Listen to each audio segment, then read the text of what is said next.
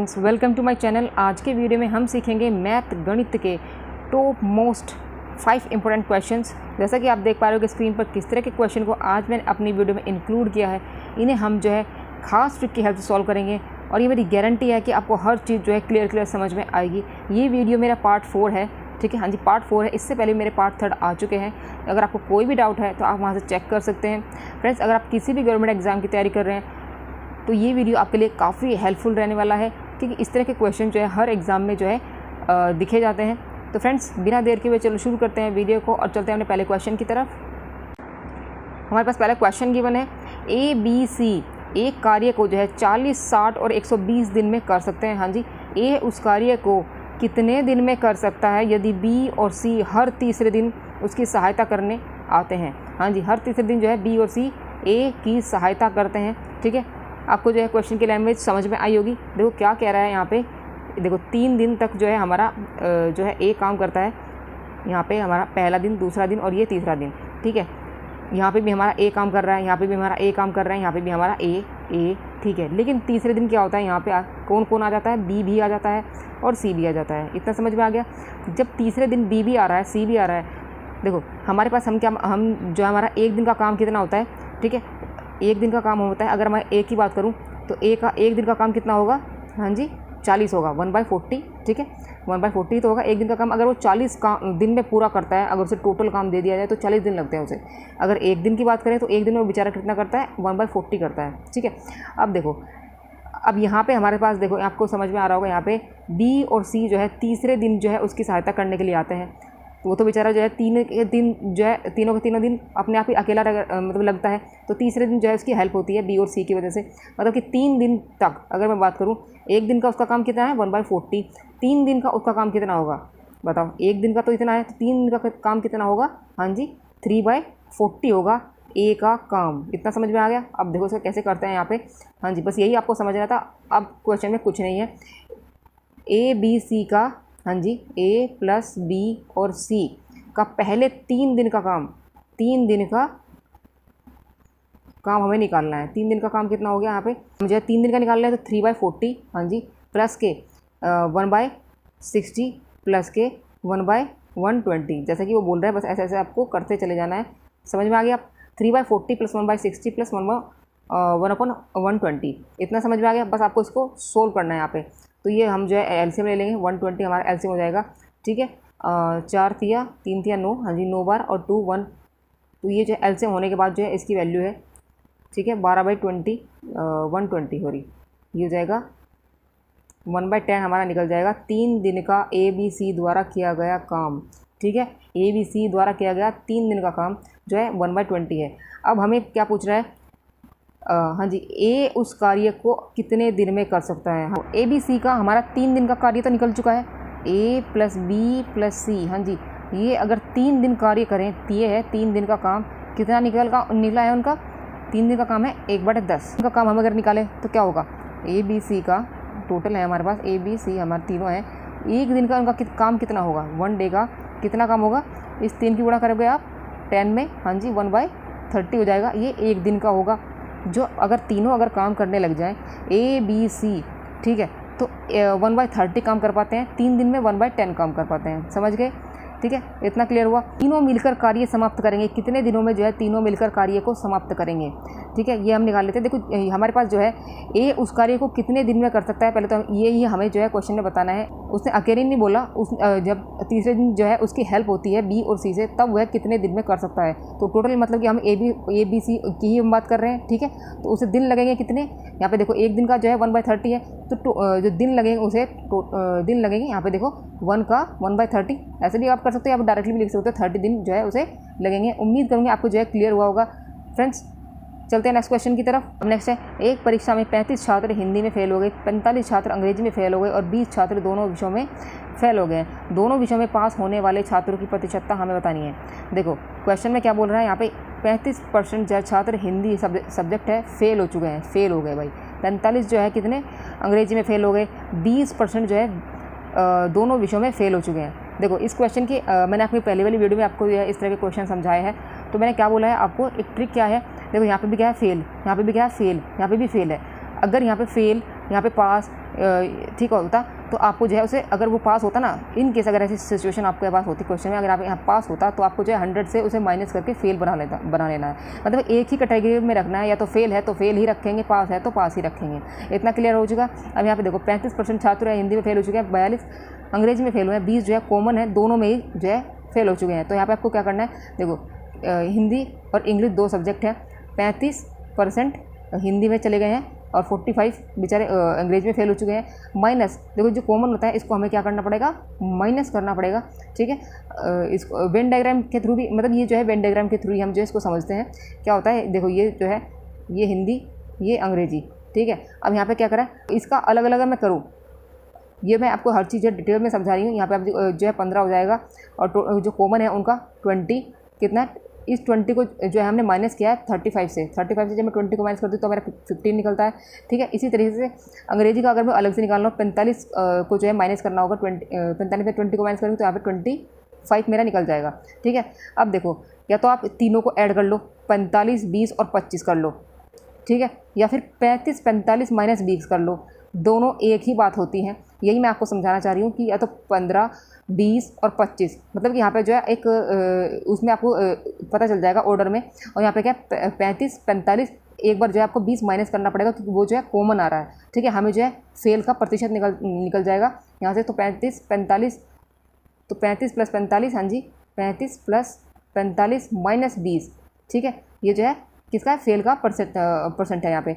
अब यहाँ पे कितना निकल जाएगा, ये हो चुका है यहाँ से 60 हो जाएगा। ठीक है, 60%। अब हमें बताना है पास होने वाले छात्रों का परसेंट। पास, जब ये इतने तो फेल हो चुके हैं, पास कैसे होंगे, टोटल हमारे पास क्या होता है 100% में से हम जो है, हाँ जी 100 से हम जो है 60 को माइनस करेंगे तो हमें जो है पास होने वालों का परसेंटेज यहाँ पे पता चल जाएगा। ये हो जाएगा 40% जो है पास होने वाले छात्र कहाँ पे है, ऑप्शन 4 हमारा क्या है करेक्ट आंसर है। उम्मीद करूँगी आपको जो है क्लियर हुआ होगा। चलते हैं नेक्स्ट क्वेश्चन की तरफ। अब नेक्स्ट है, एक दुकानदार 10 किलोग्राम चावल जो है 600 रुपये में ख़रीदता है। ठीक है, उसे 2 किलोग्राम चावल के विक्रय मूल्य के बराबर जो है हानि पर बेच देता है। चावल का विक्रय मूल्य क्या है। हाँ जी, क्या आपको कुछ क्लियर हुआ, क्या आपको समझ में आया कि वो क्या बोल रहा है। देखो यहाँ पे क्या है, एक दुकानदार है बेचारा, 10 किलोग्राम चावल जो है, उसके बाद 10 किलोग्राम चावल है 600 रुपये में ख़रीदता है। ये क्या उसकी खरीद है, ठीक है, ये क्या उसका क्रय मूल्य है, वो है 600 रुपये। फिर क्या कर रहा है, उसे 2 किलोग्राम चावल के विक्रय मूल्य के बराबर हानि पर बेच देता है। यहाँ पे 2 किलोग्राम चावल है और यहाँ पे क्या है विक्रय मूल्य है। देखो हम मान लेते हैं कि देखो 1 किलोग्राम चावल का मूल्य हम मान लेते हैं, 1 केजी चावल का मूल्य कितना होगा, वो x मान लेते हैं। ठीक है, तो और 10 किलोग्राम चावल का मूल्य कितना होगा, 10x होगा। देखो आपको हर चीज़ जो है अभी क्लियर होने वाली है। 10 किलोग्राम चावल का मूल्य क्या है, 10x है। ठीक है, अब देखो हमें जो है हर चीज़ हर जगह जो है हम, क्योंकि हम जो है किलोग्राम 10 किलोग्राम के ऊपर ही हम जो है फोकस करेंगे। ठीक है, यहाँ पे देखो 2 किलोग्राम चावल के विक्रय मूल्य के बराबर हानि पर वो उसे बेच देता है। ठीक है, 1 किलोग्राम चावल का मूल्य मैंने निकाल लिया, 10 किलोग्राम का मूल्य विक्रय मूल्य, ये क्या है विक्रय मूल्य। ठीक है, ये जो मैं बता रही हूँ ये विक्रय मूल्य हम मान लेते हैं x 1 किलोग्राम का, और 10 किलोग्राम का कितना होगा, 10x हो जाता है। ठीक है, अब यहाँ पे देखो हानि वो बोल रहा है 2 किलोग्राम चावल की जो है उसे विक्रय मूल्य के बराबर हानि होती है। तो हानि क्या है हमारे पास 2x होगी। देखो 1 किलोग्राम का विक्रय मूल्य हम जो है x माना है। ठीक है, और हानि हो रही है इसे 2 किलोग्राम के चावल के विक्रय मूल्य के बराबर। विक्रय मूल्य में इसी लिए आपको फोकस करवा रही हूँ इस पर। देखो यहाँ पे क्या है, विक्रय मूल्य ही बोल रहा है, 2 किलोग्राम चावल के विक्रय मूल्य के बराबर हानि पर वो उसे बेच रहा है। ठीक है, ठीक है, तो अब यहाँ पे 1 किलोग्राम का हमने मान लिया x, 10x जो है 10 किलोग्राम का होगा। ठीक है, अब आप देखो क्या करना है आपको। हाँ जी, हानि हुई है हमारे पास 2x हुई है। ठीक है, अब यहाँ पे विक्रय मूल्य और यहाँ पे कहता है क्रय मूल्य और माइनस के लॉस। देखिए क्रय मूल्य में से जब हम लॉस को माइनस करेंगे तो हमारा विक्रय मूल्य निकलता है, या फिर आप ऐसे कह सकते हो विक्रय मूल्य में, हाँ जी विक्रय मूल्य में लॉस को ऐड कर दो हानि को, और तो वही मेरा क्रय मूल्य होता है। ठीक है, इतना क्लियर हुआ। अब आप देखो क्या करना है, यहाँ पे हमारा विक्रय मूल्य उसने बोला है 10x हमारा हो चुका है। ठीक है, तो यहाँ लिखेंगे हम 10x। ठीक है, अब उसके बाद क्या क्रय मूल्य कितना है उसका, 600 है, 10 किलोग्राम का ही जो है हम, देखो विक्रय मूल्य भी हम जो है 10x उसका ही वही माना था हमने कि 10 किलोग्राम चावल का यहाँ पे क्रय मूल्य उसने जितना दिया गया, तो विक्रय मूल्य भी हमने जो है 10 किलोग्राम के ऊपर ही फोकस करके हमने जो है इसका 10 किलोग्राम का विक्रय मूल्य निकाला था। तो कितना था उसका 10 किलोग्राम के चावल का विक्रय मूल्य 10x था। ठीक है, ये विक्रय मूल्य है और क्रय मूल्य उसका कितना है 600। ठीक है, और हानि कितने की हुई है, जैसे कि वो बोल रहा है 2 किलोग्राम चावल के बराबर विक्रय मूल्य के बराबर उसे हानि हुई है, तो 2x की जो है उसे हानि हुई है। ठीक है, ये मैं इसलिए फोकस इस पर आपको करवाया था कि यहाँ पे 10 किलोग्राम है, विक्रय मूल्य भी हम 10 किलोग्राम के जो है हानि होगी वही हम मानेंगे, और 2 किलोग्राम चावल क्या है, ये तो उसकी जो है हानि है। ठीक है, तो विक्रय मूल्य क्या होगा 10 किलोग्राम का, इसलिए मैंने आपको 10 किलोग्राम के ऊपर फोकस करवाया था कि 10 किलोग्राम हम जो है निकाल रहे हैं यहाँ पे 10x। तो 10x अभी बस इसको यहाँ पे आपको कुछ नहीं करना, सोल्व करना है यहाँ पे। उम्मीद करूँगी आपको जो क्लियर हो रहा होगा। यहाँ पे देखो 10x और इधर से 600 माइनस के 2x है, ये इधर चला जाएगा, ये हो जाएगा 12x is equal to 600। x की वैल्यू हम जो है यहाँ से फाइंड कर सकते हैं, x यहाँ पे हो जाएगा कटने के बाद 50। ठीक है, 50 हमारा निकल चुका है। चावल का विक्रय मूल्य हमने जो है माना था x, वही हमारा क्या है 50 प्रति किलोग्राम यहाँ पे निकल चुका है। ऑप्शन 3 हमारा क्या है करेक्ट आंसर है। चलते हैं नेक्स्ट क्वेश्चन की तरफ। अब नेक्स्ट है, 2 वृत्तों की त्रिज्याएं 5 सेंटीमीटर 3 सेंटीमीटर है, उनके केंद्रों के बीच की दूरी यहाँ पे दिया 24 सेंटीमीटर है। हाँ जी, तदनुसार उनकी अनुप्रस्थ उभयनिष्ठ स्पर्श रेखा की लंबाई कितनी होगी। देखो आपको समझ में आया क्वेश्चन में क्या कह रहा है वो। देखो 2 सर्कल हैं, ठीक है, 2 सर्कल हैं, क्या कह रहा है उनकी त्रिज्या जो है 5 सेंटीमीटर है, एक जो है 5 सेंटीमीटर है, यहाँ पे 5, एक की क्या है हाँ जी 3 सेंटीमीटर है। ठीक है, अब वो क्या कह रहा है कि उनके बीच की जो दूरी है, केंद्र के बीच की दूरी, वो कह रहा है 24 है, ये है 24। ठीक है, अब कह रहा है कि उनकी अनुप्रस्थ उभयनिष्ठ जो लंबाई है, स्पर्श रेखा है, स्पर्श रेखा वो देखो यहाँ पे जो है स्पर्श करके जाएगी उभयनिष्ठ। उभयनिष्ठ का मतलब इतना ही जो है स्पर्श करेगी, इतना ही जो है इस पर जो है स्पर्श करेगी, दोनों पे जो है कॉमन स्पर्श करेगी। उनकी अनुप्रस्थ उभयनिष्ठ स्पर्श रेखा की लंबाई कितनी होगी, ये हमें हाँ जी बतानी है। देखो इसका जो है फॉर्मूला होता है क्या होता है, आपको सिर्फ डायरेक्टली जो है उस इस तरह की अगर आपको दी हुई है, त्रिज्या दी हुई हो, बीच की दूरी दी हुई हो, तो आपको इसका उभयनिष्ठ स्पर्श रेखा आप कैसे निकाल सकते हैं। ये होता है d² हाँ जी माइनस के r1 प्लस r2 पूरे का होल स्क्वायर अंडर रूट, ये होती है उनकी उभयनिष्ठ स्पर्श रेखा की लंबाई। बस आपको क्या करना है, इसमें आपको वैल्यू को पुट करना है। अब d क्या है हमारे पास, d हमारे पास क्या है हाँ जी 24 दिया हुआ है, 24 का स्क्वायर हाँ जी माइनस के r1 प्लस r2, 5 और 3 कितना हो जाएगा 8, 8 का स्क्वायर। अब बस इसका करो अंडर रूट, 24 का जो स्क्वायर होता है 576 होता है, 576 माइनस के 64 और अंडर रूट साथ में चल रहा है, ये हो जाएगा हमारा हाँ जी 512 और 512 का अंडर रूट मतलब कि आप इसको लिख सकते हैं 16 सही करीब अंडर रूट 2 लिख सकते हैं। हाँ जी, ये कहाँ है ऑप्शन 3 हमारा क्या है करेक्ट आंसर है। उम्मीद करूँगी आपको जो क्लियर हुआ होगा। चलते हैं नेक्स्ट क्वेश्चन की तरफ। 13 व्यक्तियों में से पहले 12 का औसत भार 90 किलोग्राम है। यदि 13वें व्यक्ति का भार सभी 13 व्यक्तियों के औसत भार से 12 किलोग्राम अधिक है तो 13वें व्यक्ति का भार क्या होगा, ये हमें बताना है। आपको कुछ क्लियर हुआ नहीं हुआ, अब देखो बहुत अच्छे से आपको जो है क्लियर होने वाला है। क्या है यहाँ पे 13 व्यक्तियों में 12 का जो है औसत भार पूछ रहा है। देखो योग क्या होता है, देखो मैं आपको हर वीडियो में आपको अगर इस तरह का क्वेश्चन मिलता है तो मैं आपको हर ये बेसिक से जो आपको समझाने की कोशिश करती हूँ जिससे कि आप जो है क्वेश्चन में कभी भी उलझो ना।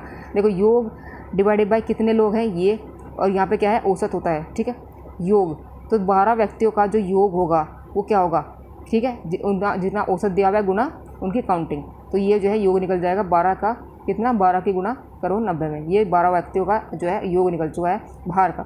अब देखो क्या करना है यहाँ पे 12 गुणा कितना 90। अब क्या कह रहा है 13वां व्यक्ति का भार जो है यहाँ पे हम जो अभी खालिस्तान अभी छोड़ देते हैं, आपको पता चल जाएगा यहाँ पे क्या भरना है। ठीक है, क्या कह रहा है डिवाइडेड बाय 13 व्यक्तियों का भार सभी 13 व्यक्तियों के औसत भार से 12 किलोग्राम अधिक है। 13 व्यक्ति का भार हमें बताना है। देखो औसत की 13 व्यक्तियों का उन्होंने औसत की बात की है तो हम जो है औसत जरूर निकालेंगे। यहाँ पे जो है उसने औसत की बात की है, यहाँ पे औसत 13 व्यक्तियों के औसत, तो यहाँ पे औसत हमारा ए है। यहाँ पे हम 13वां व्यक्ति भी जो है उसमें ऐड करेंगे और यहाँ पे जो है 13 काउंटिंग लोग कितने हैं 13 हैं। अब 13वां नंबर जो आएगा वो क्या कह रहा है, इनका जो 13 लोगों का जो औसत होगा, हाँ जी औसत होगा, उससे 12 जो है किलोग्राम इसका जो है भार ज़्यादा है, तो ये जो है 13वां व्यक्ति है। ठीक है, समझ में आ गया बहुत अच्छे से। नहीं हुआ है अब जो है वीडियो को बैक करके आपको हर चीज़ है समझ में आ जाएगी। इतना जो हो चुका है a + 20 यहाँ पे 12 है यहाँ पे, ठीक है ये जो है 13वें व्यक्ति का भार है। बस कुछ नहीं करना है क्वेश्चन में, बस आपको यहाँ पे a की वैल्यू को फाइंड करना है और 13वें व्यक्ति का औसत भार के लिए 12 किलोग्राम उसमें ऐड कर क्वेश्चन के आंसर तक पहुँचना है। ठीक है, अब देखो यहाँ पे क्या करना है, यहाँ पे क्या बोल रहा है, हाँ जी 12 की गुना करेंगे 90 में प्लस a प्लस कितना बोल यहाँ पे 12 ज़्यादा है और यहाँ पे 13 की गुणा, क्योंकि 13 जो है इधर से नीचे गुणा होकर ऊपर चला जाएगा, 13 की गुणा किस में होगी, हाँ जी औसत में होगी। बस a की वैल्यू का आप करिए फाइंड, 12 निम्मा 108 प्लस a, हाँ जी यहाँ से चाहे तो आप इसको ए मत करिए, ए इधर जाएगा, 13 ए में से ए जो है माइनस हो जाएगा, प्लस के यहाँ पे 12 इज इक्वल टू यहाँ पे 12 ए बचेगा। ठीक है, अब यहाँ पे देखो ये हो जाएगा हमारे पास 2910 हो जाएगा, और डिवाइडेड बाई ये 12 है, इस 12 से इसको डिवाइड कर दो, ये हो जाएगा कितने 91 बार ये जो है कट जाएगा। तो औसत मेरा कितना निकल जाएगा 13 व्यक्तियों का, ये निकल गया 91। ठीक है, अब वो कह रहा है 12 किलोग्राम जाता है, हमें 13वें व्यक्ति का भार बताना है जो 12 किलोग्राम जाता है इस औसत से। तो इसका भार कितना निकलेगा 91 में आप ऐड कर दो 12 को, ये हो जाएगा 103। हाँ जी, ऑप्शन 3 हमारा क्या है करेक्ट आंसर है। उम्मीद करूँगी आपको जो है क्लियर हुआ होगा बहुत अच्छे से। फ्रेंड्स आज का प्रश्न देख लेते हैं। आज का प्रश्न क्या है, 4 अंक के बड़ी से बड़ी संख्या ज्ञात करनी है जो पूर्ण वर्ग हो। ठीक है, आपको जो है इस क्वेश्चन का आंसर आपको जो है कमेंट करके मेरे को बताना है। देखो अगर आप किसी भी गवर्नमेंट एग्जाम की तैयारी कर रहे हो तो देखो आपको जो है फोकस करना होगा अपनी स्टडी पे। तो आप जो है इसका आंसर आपको कमेंट करके आप बताओ। अगर आपको नहीं पता है इसका आंसर तो आई बटन पे आप चेक कर सकते हो, मेरी नई वीडियो है उसमें आप जो है इसका आंसर फाइंड कर सकते हो। तो फ्रेंड्स आज की वीडियो में बस इतना ही, कल फिर मिलते हैं एक नई वीडियो में, तब तक के लिए जय श्री राम।